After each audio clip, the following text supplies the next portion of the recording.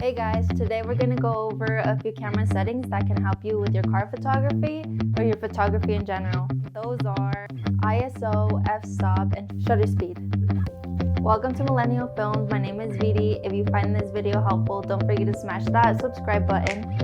Starting off with shutter speed can help you control how sharp your image is or how blurry it can be as well.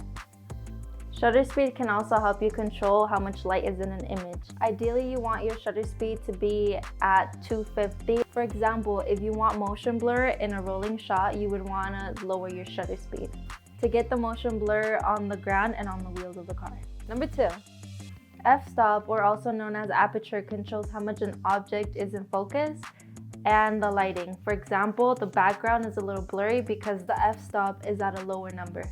With that being said, the higher the f-stop, the more things that are in focus.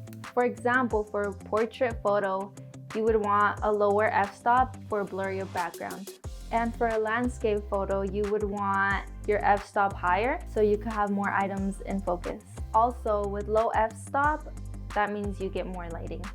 Higher f-stop means less lighting, or the darker the image will look. 3. 3. ISO controls the light in an image. In a darker environment, you want to use a higher ISO. One thing to take note of is the higher ISO, the more noise in your image. Don't forget to like, comment, subscribe, and hit that bell. Don't forget to follow me at Vashin and also follow us at Millennial Films. For shout out, you want a shout out, you want clout. For a shout out, don't forget to use hashtag Millennial Films on your photo, and I'll see you on the next one. I forgot. F-stop. Okay. Stop, also known as aperture. Yeah. Okay. 3?